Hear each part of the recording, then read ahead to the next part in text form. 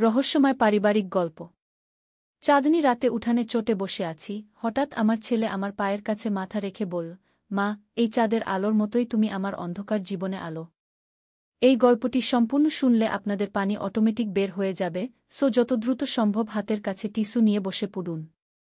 বিছানার চাদর যেন নষ্ট না হয় সেটা সম্পূর্ণ খেয়াল রাখার অনুরোধ জানিয়ে গল্পটি এখন শুরু করব। তার আগে সর্বশেষ অনুরোধ, দয়া করে এমন পানি বের করার গল্প নিয়মিত শুনতে আমাদের চ্যানেলটি সকলেই সাবস্ক্রাইব করুন। ধন্যবাদ। হ্যালো বন্ধুরা, আমার নাম তনুশ্রী সেন। আমার বয়স ৩৯ বছর। আমার স্বামীর নাম সৌরভ সেন, বয়স ৫২ বছর। আমাদের ২ সন্তান, রুদ্র আর রিয়া। রুদ্র ২১ বছর বয়সী, ইউনিভার্সিটিতে পড়ে। রিয়া ১৪ বছর বয়সী, হাই স্কুলে যায়। সেদিন ছিল পূর্ণিমার রাত। বাড়ির পেছনের উঠানে একটা পুরনো চট বিছিয়ে বসেছিলাম। আকাশের চাঁদটা এতই উজ্জ্বল ছিল যে মনে হচ্ছিল যেন পৃথিবীতে আলাদা একটা আলো এসে পড়েছে। হাওয়ায় গাছের পাতাগুলো নড়ছিল আর একটা অন্যরকম পরিবেশ তৈরি হয়েছিল। হঠাৎ রুদ্র এসে আমার পাশে বসল। মা, কি সুন্দর রাত! এরকম চাঁদের রাত আমি আগে কখনো দেখিনি। হ্যাঁ বাবা, সত্যিই খুব সুন্দর চাঁদনি রাত। রুদ্র একটু কাছে এসে আমার পায়ের কাছে মাথা রাখল। মা, তুমি কি চাঁদের দিকে তাকাচ্ছ? আমি চাঁদের দিকে তাকালাম। সত্যিই কত উজ্জ্বল! মনে হচ্ছিল যেন একটা বিশাল হীরা আকাশে ঝুলছে। হ্যাঁ রুদ্র, দেখ কত উজ্জ্বল। রুদ্র একটু চুপ করে রইল। তারপর বলল, মা, তুমি জান এই চাঁদ যেমন রাতের অন্ধকার দূর করে দেয়, তুমিও ঠিক তেমনি আমার জীবনের সব অন্ধকার দূর করে দিয়েছ। আমি তার চুলে আদর করে হাত বুলিয়ে দিলাম। ছেলেটা কত ভালোবাসে আমাকে। মা, আমি তোমাকে একটা কথা বলবো। খুব গুরুত্বপূর্ণ একটা কথা। বল বাবা, কি বলবি? রুদ্র একটু ইতস্তত করল। তারপর বলল, মা, আমি তোমাকে শুধু মা হিসেবে নয়, একজন মানুষ হিসেবে, একজন নারী হিসেবে খুব ভালোবাসি। আমার হাত একদম থেমে গেল। এ কি বলছে রুদ্র? রুদ্র, তুই কি বলছিস? মা, আমি সত্যি বলছি। আমি চাই তুমি শুধু আমার মা না হয়ে তুমি আমার গু। হঠাৎ করে চাঁদটা মেঘের আড়ালে চলে গেল। চারদিক অন্ধকার হয়ে গেল। রুদ্র, তুই কি বলতে চাইছিস? মা, আমি তোমাকে বিয়ে করতে চাই। এই চাঁদের সাক্ষীতে আমি তোমাকে বিয়ের প্রস্তাব দিচ্ছি। আমি একদম শক খেয়ে গেলাম। এ কি শুনছি? আমার নিজের ছেলে আমাকে বিয়ের প্রস্তাব দিচ্ছে? রুদ্র, তুই কি বলছিস? তুই আমার ছেলে। মা, আমি জানি এটা অস্বাভাবিক শোনাচ্ছে। কিন্তু আমি সত্যিই তোমাকে ভালোবাসি। তুমি এত সুন্দর, এত যত্ন করিস আমার। আমি আর কাউকে চাই না। আমি উঠে দাঁড়ালাম। রুদ্র, তুই পাগল হয়ে গেছিস? আমি তোর মা। তুই কিভাবে এরকম কথা বলতে পারিস? রুদ্র উঠে দাঁড়িয়ে আমার হাত ধরল। মা, শুধু একবার ভেবে দেখ, আমরা কত সুখে থাকতে পারি। আমি হাত ছাড়িয়ে নিলাম। রুদ্র, তুই বাড়ি চল। এখনই? কিন্তু রুদ্র থামল না। সে আমার কাছে এগিয়ে এল। মা, তুমি আমার কথা শুনছ না কেন? হঠাৎ করে আমার মনে হল পেছন থেকে কেউ আমাদের দেখছে। আমি পেছনে ফিরে তাকালাম। কিন্তু কাউকে দেখলাম না। রুদ্র, আমার খুব অস্বস্তি লাগছে। চল বাড়ি যাই। না মা, আমি যতক্ষণ না তুমি হ্যাঁ বলছ ততক্ষণ আমি এখানেই থাকব। আমি ভয় পেয়ে গেলাম। রুদ্র কেমন যেন অদ্ভুত আচরণ করছে। এ তো আমার চেনা রুদ্র নয়। হঠাৎ আমার চোখে পড়ল, রুদ্রের চোখ দুটো কেমন যেন লাল হয়ে আছে। আর তার কণ্ঠস্বরটাও একটু ভিন্ন লাগছে। রুদ্র, তোর চোখ? কি হয়েছে আমার চোখের? তোর চোখ দুটো লাল হয়ে আছে। আর তোর গলার স্বরও ভিন্ন লাগছে। রুদ্র হেসে ফেল। কিন্তু সেটা ছিল একটা ভয়ঙ্কর হাসি। মা, তুমি কি ভয় পাচ্ছ? আমি পিছিয়ে গেলাম। রুদ্র, তুই কি হয়েছিস? আমার কিছু হয়নি মা। আমি শুধু তোমাকে ভালোবাসছি। হঠাৎ করে চাঁদ আবার বেরিয়ে এল মেঘের আড়াল থেকে। এবং তখনই আমি একটা অবিশ্বাস্য জিনিস দেখলাম। রুদ্রের ছায়া মাটিতে পড়ছে না। রুদ্র, তোর ছায়া কোথায়? রুদ্র নিচের দিকে তাকাল। তারপর আমার দিকে ভয়ঙ্কর একটা হাসি দিল। মা, তুমি খুব বুদ্ধিমতী। হ্যাঁ, আমার কোনো ছায়া নেই। তুই তুই রুদ্র নিস? আমি রুদ্র, কিন্তু আমি শুধু রুদ্র নই। আমি আতঙ্কে চিৎকার করে উঠলাম। তুই কে? তুই আমার ছেলে নিস। আমি তোমার ছেলে। কিন্তু আমি অন্য কিছু। হঠাৎ করে রুদ্রের মুখটা বদলে যেতে লাগল। তার চোখ দুটো আরও লাল হয়ে গেল। আর তার দাঁতগুলো দেখতে লাগল সাপের দাঁতের মতো। আমি একটা জিন। আমি তোমার ছেলের শরীর দখল করে নিয়েছি গু। আমি দৌড় দিতে চাইলাম। কিন্তু পা দুটো যেন মাটিতে আটকে গেছে। নড়তে পারছি না। তুমি কোথাও যেতে পারবে না। আমি তোমাকে এখানেই রাখব গু। কেন? কেন আমার ছেলেকে দখল করেছিস? কারণ আমি তোমাকে অনেক দিন ধরে দেখছি। তুমি খুব সুন্দর। আমি তোমাকে চাই উ। আমি কাঁদতে শুরু করলাম। আমার ছেলেকে ছেড়ে দে। তুই যা চাস বল, কিন্তু আমার ছেলেকে ছেড়ে দে। তোমার ছেলে নিরাপদ আছে। সে আমার ভেতর ঘুমিয়ে আছে। কিন্তু আমি তাকে ছাড়ব তখনই যখন তুমি আমার প্রস্তাব মেনে নেবে গু। কি প্রস্তাব? তুমি আমার সাথে থাক। আমি তোমাকে রানী বানাবো। তুমি আমার জিন রাজ্যে থাকবে। সেখানে তুমি অমর হয়ে যাবে। চিরকাল সুন্দর থাকবে গু। আমি কখনো তোর প্রস্তাব মানব না। জিনটা রেগে গেল। তাহলে তোমার ছেলে চিরকালের জন্য আমার বন্দী থাকবে গু। হঠাৎ করে আমার মনে একটা বুদ্ধি এল। আমি শুনেছিলাম জিনদের একটা দুর্বলতা আছে। তারা মিথ্যা বলতে পারে না যদি কেউ তাদের সত্য বলতে বাধ্য করে। আমি তোর প্রস্তাব নিয়ে ভাবব। কিন্তু তার আগে আমাকে সত্যিটা বল। তুই আসলে কে? জিনটা একটু থতমত খেয়ে গেল। আমি বলেছি তো আমি একটা জিন গু। না, আসল সত্যটা বল। আমি জানি তুই মিথ্যা বলছিস উ। জিনটার মুখ থেকে রাগের ভাব চলে গেল। একটু ভয়ের ভাব দেখা দিল। তুমি তুমি কিভাবে জানলে? আমার দাদি আমাকে বলেছিলেন। জিনরা মিথ্যা বলতে পারে না যদি কেউ তাদের সত্য বলতে বলে। এখন সত্য বল, তুই কে? জিনটা কিছুক্ষণ চুপ করে রইল। তারপর বলল, আমি একটা ভূতু। কি ভূত? আমি এই বাড়িতেই মারা গিয়েছিলাম 50 বছর আগে। আমার নাম ছিল বিমলু। তুই কিভাবে মারা গেছিলি? আমি এই বাড়ির আগের মালিকের ছেলে ছিলাম। আমি আমার নিজের মাকে ভালোবাসতাম। কিন্তু মা আমাকে প্রত্যাখ্যান করেছিল। তাই আমি নিজেকে মেরে ফেলেছিলাম। এই উঠানেই। ওই গাছে ফাঁসি দিয়ে গি। আমি চমকে উঠলাম। তাহলে এই ভূতের আমার ছেলের সাথে কোনো সম্পর্ক নেই। ও শুধু রুদ্রের শরীর ব্যবহার করছে। তুই কেন আমার ছেলেকে দখল করেছিস? কারণ তুমি তার মা। আমি দেখেছি তুমি কত যত্ন করিস তার। আমি চাই তুমি আমার মা হও। আমি চাই তুমি আমাকে সেই ভালোবাসা দাও যা আমি আমার মা থেকে পাইনি গিয়ে। এবার আমি বুঝলাম। এই ভূত আসলে একটা অসহায় আত্মা। ও মায়ের ভালোবাসার জন্য তৃষ্ণার্ত। বিমল, তুই যদি আমার ছেলেকে ছেড়ে দিস তাহলে আমি তোর সাথে কথা বলবো। আমি তোকে সাহায্য করার চেষ্টা করব উ। সত্যি? হ্যাঁ, সত্যি। কিন্তু আগে আমার ছেলেকে ছেড়ে দে গি। বিমল কিছুক্ষণ ভাবল। তারপর বলল, ঠিক আছে। কিন্তু তুমি প্রতিজ্ঞা করো যে তুমি আমার সাথে কথা বলবে গু। আমি প্রতিজ্ঞা করছি উ। হঠাৎ করে রুদ্রের শরীর কাঁপতে শুরু করল। তার চোখ দুটো বন্ধ হয়ে গেল। কিছুক্ষণ পর সে মাটিতে পড়ে গেল। আমি দৌড়ে গিয়ে রুদ্রকে কোলে নিলাম। রুদ্র! রুদ্র! রুদ্র, চোখ খুল। মা, আমি কোথায়? আমি কি করছি এখানে? তুই কিছু মনে করতে পারছিস না? না মা।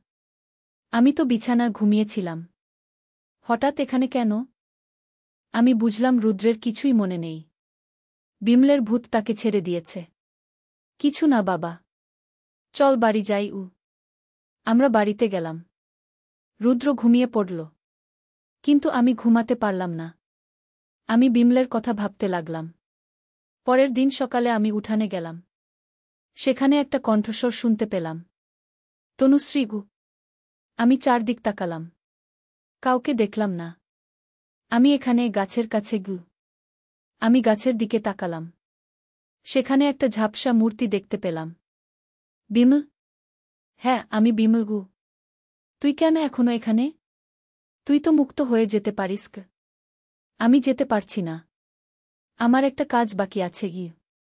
কি কাজ? আমি আমার মায়ের কাছে ক্ষমা চাইতে চাই। কিন্তু সে তো অনেক আগেই মারা গেছে গিয়ে। আমার মন খারাপ হয়ে গেল। এই বেচারা 50 বছর ধরে এখানে আটকে আছে। বিমল, তুই চাইলে আমি তোর মা হতে পারি। আমি তোকে ক্ষমা করে দিতে পারি। সত্যি? তুমি এটা করবে? হ্যাঁ। তুই আমার সন্তান। আমি তোকে ক্ষমা করে দিচ্ছি। তুই শান্তিতে যেতে পারগু। বিমলের মূর্তি আরও স্পষ্ট হয়ে উঠল। আমি দেখলাম সে কাঁদছে। ধন্যবাদ মা। তুমি আমাকে মুক্তি দিয়েছ। যা বাবা, শান্তিতে যাগু। বিমলের মূর্তি ধীরে ধীরে মিলিয়ে যেতে লাগল। কিন্তু যাবার আগে সে একটা কথা বলল। মা, তোমার পরিবারের উপর একটা বিপদ আসছে। সাবধান থাকিও। কি বিপদ? কিন্তু বিমল চলে গিয়েছিল। আমি ভয় পেয়ে গেলাম। কি বিপদের কথা বলছিল বিমল? সেদিন বিকেলে সৌরভ অফিস থেকে ফিরল। তার মুখে চিন্তার ছাপ। কি হয়েছে? তোমার মুখ দেখে মনে হচ্ছে খুব চিন্তিত গু। তনুশ্রী, আমার অফিসে একটা সমস্যা হয়েছে।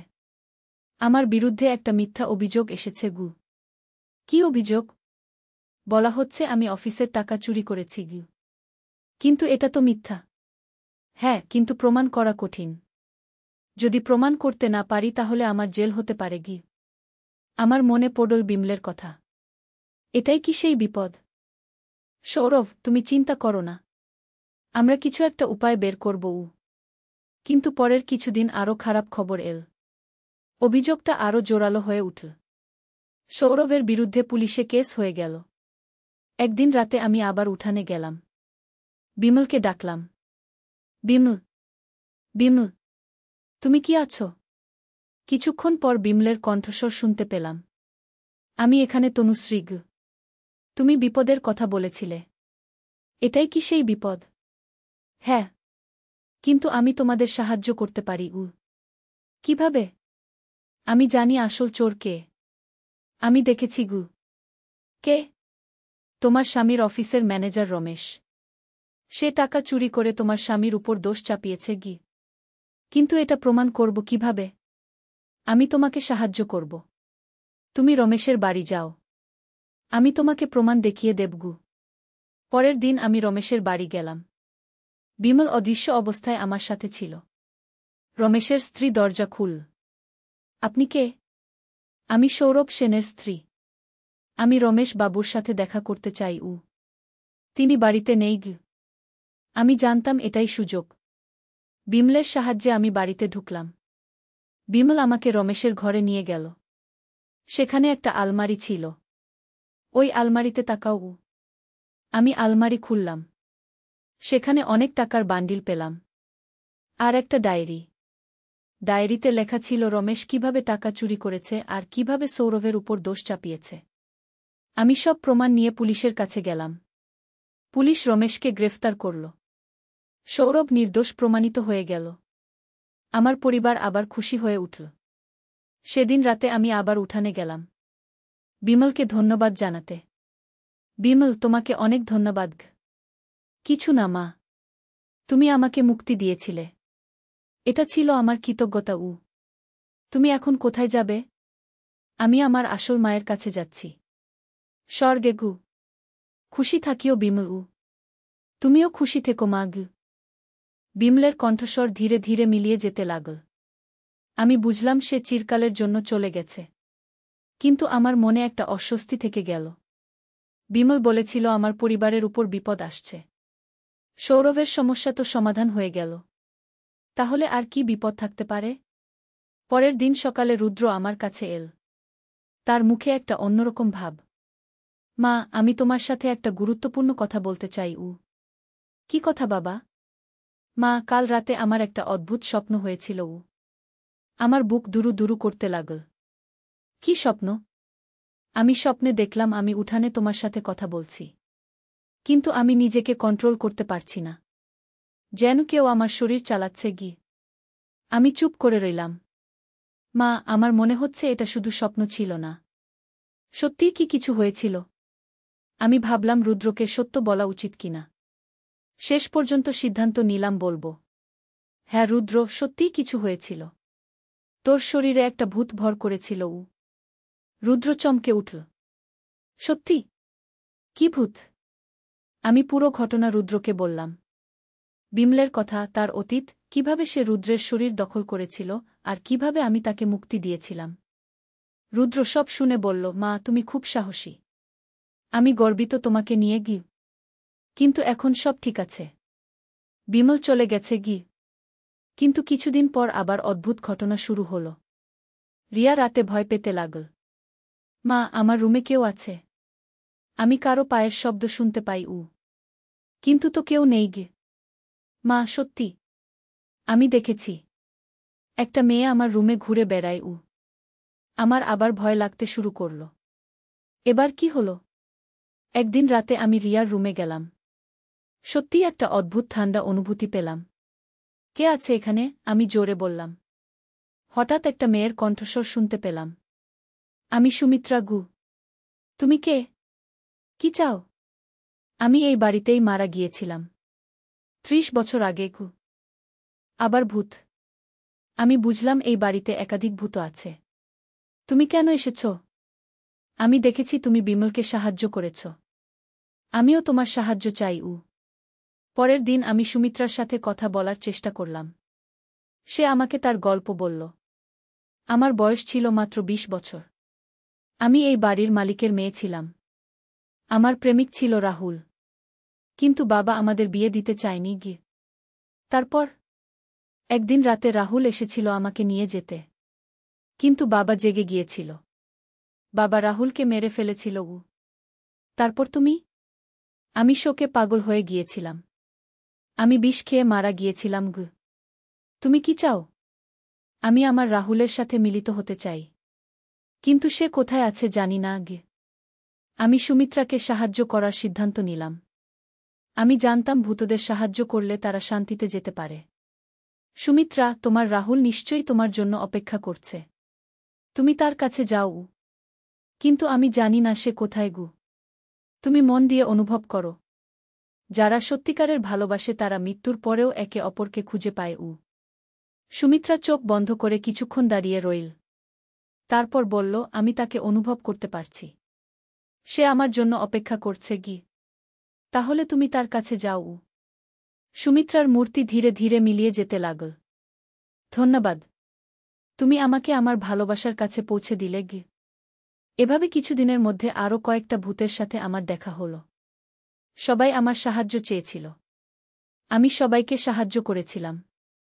কিন্তু একদিন একটা ভয়ঙ্কর ভূতের সাথে দেখা হল। সেদিন রাতে আমি ঘুমাচ্ছিলাম। হঠাৎ একটা ঠান্ডা হাত আমার কাঁধে স্পর্শ করল। আমি চোখ খুলে দেখি একটা ভয়ঙ্কর মূর্তি আমার বিছানার পাশে দাঁড়িয়ে আছে। তুমি কে? আমি ভয়ে ভয়ে জিজ্ঞাসা করলাম। আমি রাক্ষস। আমি এই বাড়ির নিচে দাফন আছি। আমার প্রাণ শুকিয়ে গেল। এতদিন যারা এসেছিল তারা সবাই ভূত ছিল। কিন্তু এ তো রাক্ষস। তুমি কি চাও? আমি দেখেছি তুমি ভূতদের সাহায্য কর। কিন্তু আমাকে কেউ সাহায্য করে না। গি। কেন? কারণ আমি রাক্ষস। সবাই আমাকে ভয় পায়। রাক্ষসের কণ্ঠস্বরে একটা দুঃখের ছোঁয়া ছিল। তুমি আমার কি ক্ষতি করবে না তো? না। আমি তোমার কোনো ক্ষতি করব না। আমি শুধু তোমার সাহায্য চাই। কি সাহায্য? আমি এই বাড়ির নিচে ৫০০ বছর ধরে আটকে আছি। কেউ আমাকে মুক্তি দেয়নি। গি। তুমি কেন আটকে আছো? একজন তান্ত্রিক আমাকে এখানে বেঁধে রেখেছিল। বলেছিল আমি যতক্ষণ না কারো কাছ থেকে সত্যিকারের ভালোবাসা পাব ততক্ষণ মুক্তি পাব না। গি। আমি ভাবলাম, এই রাক্ষসও হয়তো অসহায়। সবাই তো ভালোবাসার জন্য তৃষ্ণার্ত। তুমি কারো ক্ষতি করেছিল কখনো? অনেক আগে করেছিলাম। কিন্তু এখন আমি অনুশোচনা করি। আমি চাই আমার পাপের প্রায়শ্চিত্ত করতে। গু। আমি সিদ্ধান্ত নিলাম। ঠিক আছে। আমি তোমাকে ভালোবাসা দিচ্ছি। তুমি মুক্ত। হঠাৎ করে চারদিকে একটা উজ্জ্বল আলো ছড়িয়ে গেল। রাক্ষসের ভয়ঙ্কর চেহারা বদলে গিয়ে একটা সুন্দর মানুষের চেহারা হয়ে গেল। ধন্যবাদ। তুমি আমাকে মুক্তি দিয়েছ।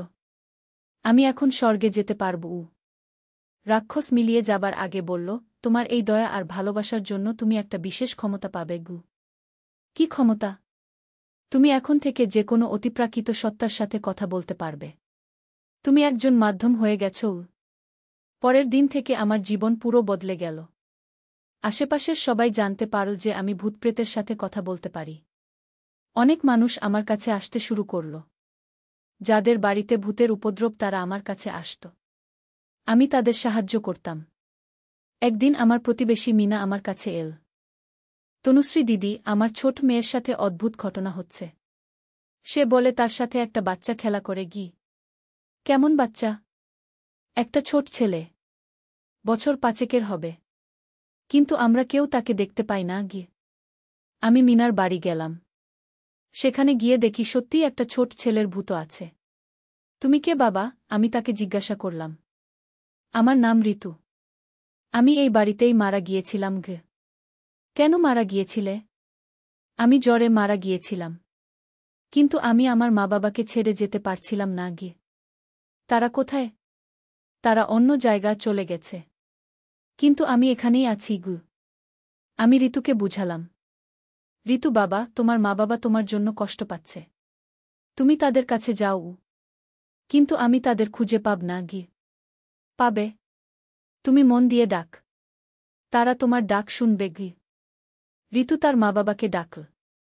কিছুক্ষণ পর দুটো আলোকিত মূর্তি এসে ঋতুকে নিয়ে গেল। এভাবে আমি অনেক মানুষের সমস্যার সমাধান করে দিলাম। আমার নাম এলাকায় ছড়িয়ে গেল। কিন্তু একদিন একটা বিপজ্জনক ঘটনা ঘটল। একজন লোক এসে বলল তার বাড়িতে একটা খুব শক্তিশালী দুষ্ট আত্মা আছে। সেটা তার পরিবারকে কষ্ট দিচ্ছে। আমি তার বাড়ি গেলাম। সেখানে গিয়েই বুঝলাম এটা কোনো সাধারণ ভূত নয়। এটা একটা অশুভ শক্তি। সেই অশুভ শক্তি আমাকে আক্রমণ করল। আমি অনুভব করলাম আমার শরীর থেকে শক্তি চলে যাচ্ছে। তুমি কে? আমি জোর করে জিজ্ঞাসা করলাম। আমি একজন কালো জাদুকরের আত্মা। আমি মানুষের ক্ষতি করতে চাই। আমি বুঝলাম এটার সাথে আমার একা পেরে ওঠা সম্ভব নয়। আমি আমার সব ক্ষমতা দিয়ে তাকে বাধার চেষ্টা করলাম। তুমি এখান থেকে চলে যাও। এই পরিবারকে কষ্ট দিও না। আমি যাব না। আমি এই পরিবারকে ধ্বংস করব। তখন আমি বিমল, সুমিত্রা আর অন্যান্য ভূতদের ডাকলাম যাদের আমি সাহায্য করেছিলাম। বিমল, সুমিত্রা, আমার সাহায্য লাগছে। হঠাৎ করে তারা সবাই এসে হাজির হল। তারা সবাই মিলে সেই দুষ্ট আত্মাকে ঘিরে ধরল। বিমল বলল, তুমি এখান থেকে চলে যাও। তনুশ্রী আমাদের সবার মা। তার কোনো ক্ষতি হতে দেব না। দুষ্ট আত্মা বুঝল সে একা। সে পালিয়ে গেল। সেদিনের পর আমি আরও সাবধান হয়ে গেলাম। আমি শুধু ভালো আত্মাদের সাহায্য করতাম। কয়েক মাস পর আমার জীবনে আরেকটা বড় পরিবর্তন এল। একদিন স্বপ্নে আমার মৃত মা এসে বলল, তনুশ্রী, তুমি অনেক ভালো কাজ করছ। কিন্তু এখন তোমার আসল কাজ শুরু হবে। কি আসল কাজ মা? তুমি একটা আশ্রম খোল। যেসব মানুষ অতিপ্রাকৃত সমস্যায় ভোগে তাদের সাহায্য করব। আমি মায়ের কথা মতো একটা ছোট আশ্রম খুললাম। সেখানে অনেক মানুষ আসত। আমি তাদের সবার সমস্যার সমাধান করে দিতাম। একদিন একটা অন্ধ মেয়ে এল। তার নাম ছিল সুজাতা। দিদি, আমি জন্ম থেকে অন্ধ। কিন্তু আমি অদ্ভুত জিনিস দেখতে পাই। কি দেখতে পাও? আমি মৃত মানুষদের দেখতে পাই। তারা আমার সাথে কথা বলে। আমি বুঝলাম সুজাতাও আমার মতো একজন মাধ্যম। সুজাতা, তুমি আমার কাছে থেকে যাও। আমি তোমাকে শেখাবো কিভাবে এই ক্ষমতা ব্যবহার করতে হয়। সুজাতা আমার আশ্রমেই থেকে গেল। আমি তাকে সব শেখালাম। কিছুদিনের মধ্যে সেও একজন দক্ষ মাধ্যম হয়ে উঠল। এভাবে আরও কয়েকজন মানুষ এল যাদের অতিপ্রাকৃত ক্ষমতা ছিল। আমি তাদের সবাইকে শেখালাম। আমার আশ্রম একটা বিশেষ জায়গা হয়ে উঠল। কিন্তু সবচেয়ে বড় ঘটনা ঘটল 1 বছর পর। একদিন একজন সন্ন্যাসী আমার কাছে এল। তার নাম স্বামী অবজানন্দ। তনুশ্রী, আমি তোমার কথা শুনেছি। তুমি অনেক ভালো কাজ করছ। ধন্যবাদ স্বামীজি। কিন্তু আমি তোমাকে আরও বড় একটা কাজের কথা বলতে এসেছি। কি কাজ? এই পৃথিবীতে এমন অনেক জায়গা আছে যেখানে অশুভ শক্তি জমা হয়ে আছে। সেগুলো পরিষ্কার করা দরকার। আমি চিন্তিত হয়ে গেলাম। কিন্তু সেটা খুব বিপজ্জনক হবে না? হ্যাঁ, কিন্তু তুমি একা নও। তোমার সাথে আরও অনেকে আছে। আর সবচেয়ে বড় কথা, তোমার উদ্দেশ্য পবিত্র। আমি স্বামীজির সাথে সেই মিশনে যোগ দিলাম। আমরা দেশের বিভিন্ন জায়গায় গিয়ে অশুভ শক্তিগুলো পরিষ্কার করতাম। 1 বছর ধরে আমরা এই কাজ করলাম। অনেক জায়গা পরিষ্কার করলাম। অনেক মানুষের জীবন ভালো হয়ে গেল। কিন্তু সবচেয়ে কঠিন কাজ ছিল শেষে। একটা পুরনো রাজবাড়িতে একটা খুব শক্তিশালী রাক্ষস বাস করত। সেটা 100 বছর ধরে সেখানে আছে। অনেক মানুষ তাকে তাড়ানোর চেষ্টা করেছে কিন্তু কেউ পারেনি। তনুশ্রী, এটা সবচেয়ে কঠিন কাজ। তুমি প্রস্তুত? হ্যাঁ স্বামীজি গু। আমরা সেই রাজবাড়িতে গেলাম।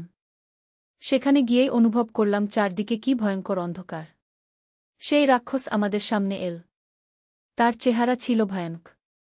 কে এসেছে আমার রাজ্যে? আমরা এসেছি তোমাকে এই জায়গা ছেড়ে যেতে বলতে গু। রাক্ষস হেসে ফেল। আমি এখানে 100 বছর ধরে আছি। কেউ আমাকে তাড়াতে পারেনি গি। কিন্তু আমরা তোমার সাথে যুদ্ধ করতে আসিনি। আমরা তোমাকে মুক্তি দিতে এসেছি উ। রাক্ষস থমকে গেল। মুক্তি? হ্যাঁ। তুমি এখানে আটকে আছ। তুমি কি মুক্ত হতে চাও না? রাক্ষসের কণ্ঠস্বর নরম হয়ে গেল। আমি অনেক দিন ধরে একা আছি উ। আমি এগিয়ে গেলাম। তুমি একা নও। তোমাকেও ক্ষমা করা যায় উ। কিন্তু আমি অনেক পাপ করেছি গি। তুমি অনুশোচনা কর। সেটাই যথেষ্ট উ। রাক্ষস কাঁদতে শুরু করল। আমি সত্যিই অনুশোচনা করি। আমি মুক্তি চাই উ। আমি তার মাথায় হাত রাখলাম। তুমি মুক্ত। শান্তিতে যাও উ। একটা উজ্জ্বল আলোতে রাক্ষস মিলিয়ে গেল। সেদিনের পর আমার জীবনের সবচেয়ে কঠিন অধ্যায় শেষ হল। আমি বাড়ি ফিরে এলাম। এখন আমি আমার আশ্রমে বসে মানুষদের সেবা করি। আমার পরিবার খুশি। রুদ্র এখন একজন ডাক্তার। রিয়া ভালো ছাত্রী। সৌরভও খুশি। সে বলে, তনুশ্রী, তুমি শুধু আমার স্ত্রী নও, তুমি একজন মহান মানুষ গো। আজ আবার সেই পূর্ণিমার রাত। আমি উঠানে বসে আছি। কিন্তু এখন আর কোনো ভয় নেই। কারণ আমি জানি অন্ধকার যতই গভীর হোক, ভালোবাসা আর দয়া দিয়ে সব অন্ধকার দূর করা যায়। চাঁদের আলো আমার মুখে একটা শান্তির হাসি ফুটে উঠেছে। আমার জীবনের যাত্রা অনেক কঠিন ছিল। কিন্তু শেষ পর্যন্ত সব ঠিক হয়ে গেছে। আমার কাছে এখনো অনেক মানুষ আসে। আমি তাদের সবার সেবা করি। কারণ আমি বিশ্বাস করি প্রতিটি আত্মা, যে যতই খারাপ হোক না কেন, তার মধ্যে ভালো হবার বীজ লুকিয়ে আছে। হঠাৎ করে আমার পেছন থেকে একটা পরিচিত কণ্ঠস্বর এল। মা ই। আমি পেছনে ফিরে তাকালাম। রুদ্র দাঁড়িয়ে আছে। কি রে, এত রাতে এখানে? রুদ্র আমার পাশে এসে বসল। মা, আমি তোমাকে একটা কথা বলতে চেয়েছিলাম অনেক দিন ধরে গি। কি কথা? মা, সেদিন যখন আমার শরীরে বিমলের ভূত ভর করেছিল, আমি সব মনে করতে পারি উ। আমি চমকে উঠলাম। সত্যি? কিন্তু তুই তো বলেছিলি কিছু মনে নেই গে। আমি মিথ্যা বলেছিলাম। আমার সব মনে আছে। আমি জানি সে তোমাকে কি বলেছিল উ। আমার মুখ শুকিয়ে গেল। তাহলে তুই গু? মা, আমি জানি এটা খুব অস্বস্তিকর। কিন্তু আমি তোমাকে বলতে চাই, আমি সত্যিই তোমাকে খুব ভালোবাসি উ। রুদ্র উ। না মা, আমাকে বলতে দাও। আমি তোমাকে শুধু মা হিসেবে নয়, একজন মানুষ হিসেবেও শ্রদ্ধা করি। তুমি যেভাবে সবার সেবা কর, সবাইকে সাহায্য কর, এমনকি ভূতপ্রেতদেরও, এটা দেখে আমি অভিভূত হয়ে যাই উ। আমি স্বস্তির নিঃশ্বাস ফেললাম। তুই আমাকে ভয় দিলি। আমি ভেবেছিলাম গু। না মা, আমি কখনোই সেরকম কিছু ভাবিনি। বিমল যা বলেছিল সেটা তার কথা, আমার না। আমি তোমাকে সম্মান করি, ভালোবাসি মা হিসেবে গু। আমি রুদ্রের চুলে হাত বুলালাম। আমি জানি বাবা। তুই আমার গর্ব উ। মা, আমার একটা সুখবর আছে গি। কি সুখবর? আমি একটা মেয়ের সাথে প্রেম করি। তার নাম শ্রেয়া। আমি তাকে বিয়ে করতে চাই উ। আমি খুশি হয়ে গেলাম। সত্যি? সে কেমন মেয়ে? খুব ভালো। তুমি তাকে দেখলে পছন্দ করবে। সে তোমার মতোই অন্যদের সাহায্য করতে পছন্দ করে গি। কবে নিয়ে আসবি তাকে? কাল। তুমি কি রাজি? অবশ্যই। আমি অপেক্ষায় থাকব। পরের দিন রুদ্র শ্রেয়াকে নিয়ে এল। শ্রেয়া একটা খুব সুন্দর আর ভদ্র মেয়ে। তার ব্যবহার দেখে মনে হল সে একটা ভালো পরিবার থেকে এসেছে। আন্টি, আমি আপনার কাছে অনুমতি চাইতে এসেছি। কি অনুমতি বাবা? আমি রুদ্রকে ভালোবাসি। আমরা বিয়ে করতে চাই। আমি খুশি হয়ে শ্রেয়াকে আলিঙ্গন করলাম। আমার আশীর্বাদ নিয়ে নাও। তুমি আমার মেয়ে। শ্রেয়ার চোখে পানি এসে গেল। আন্টি, আমি আপনার মতো মা পেয়ে ধন্য। কয়েক মাস পর রুদ্র আর শ্রেয়ার বিয়ে হল। বিয়েতে অনেক মানুষ এসেছিল। এমনকি আমার আশ্রমের অনেক মানুষও এসেছিল। বিয়ের দিন একটা অদ্ভুত ঘটনা ঘটল। আমি দেখলাম বিমল, সুমিত্রা আর অন্যান্য ভূতরা এসেছে আশীর্বাদ করতে। বিমল বলল, মা, আমরা তোমার ছেলের বিয়েতে আশীর্বাদ করতে এসেছি। তোরা এখানে কেন?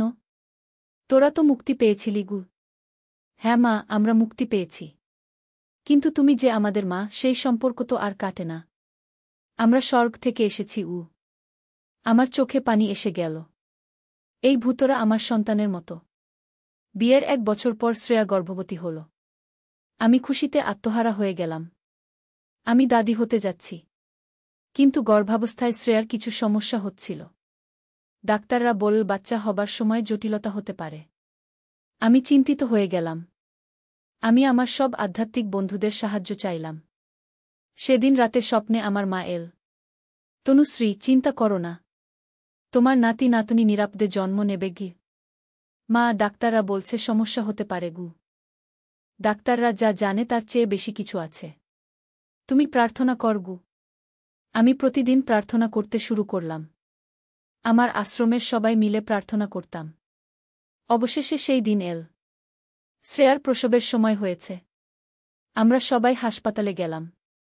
অপারেশন থিয়েটারের বাইরে আমরা অপেক্ষা করছিলাম। হঠাৎ আমি দেখলাম আমার সব আধ্যাত্মিক বন্ধুরা এসেছে। বিমল, সুমিত্রা, এমনকি সেই রাক্ষসও এসেছে যাকে আমি মুক্তি দিয়েছিলাম।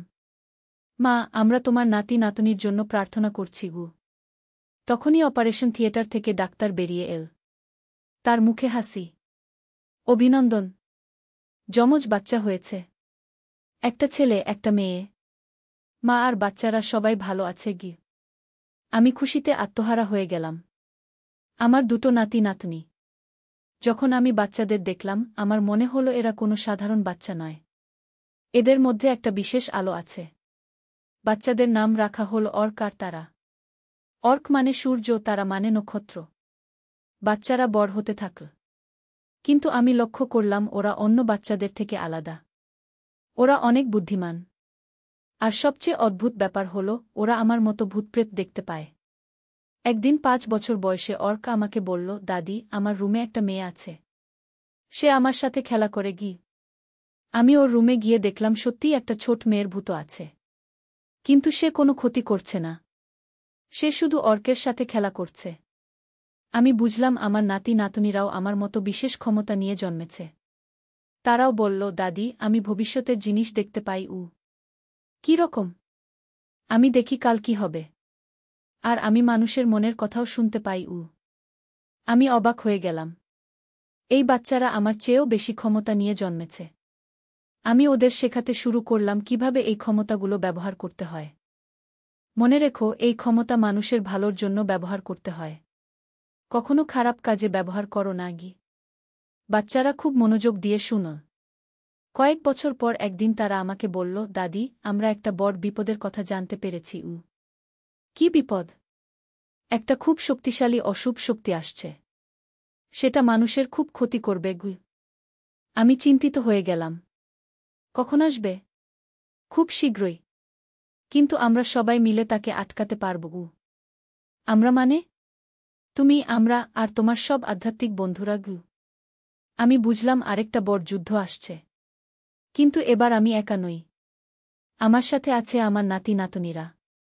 কিছুদিন পর সেই অশুভ শক্তি এল। সেটা ছিল একটা প্রাচীন দানব যেটা 1000 বছর ধরে বন্দী ছিল। কোনোভাবে সে মুক্ত হয়ে গিয়েছিল। সেই দানব শহরে আসল। সে মানুষদের মন নিয়ন্ত্রণ করতে শুরু করল। মানুষরা একে অপরের বিরুদ্ধে লড়াই করতে শুরু করল। আমি বুঝলাম এটা আটকানো জরুরি। আমি আমার সব ক্ষমতা নিয়ে সেই দানবের মুখোমুখি হলাম। অর্ক আর তারাও আমার সাথে ছিল। তুমি এখানে কি করছো? আমি দানবকে জিজ্ঞাসা করলাম। আমি এই পৃথিবী দখল করব। সব মানুষ আমার দাস হবে। এটা হতে দেব না। দানব হাসল। তুমি আমাকে আটকাতে পারবে না। আমি অনেক শক্তিশালী গ। তখন অর্ক এগিয়ে এল। দাদি, আমি ওকে আটকাতে পারব। কিভাবে? আমি ওর ভবিষ্যৎ দেখতে পাচ্ছি।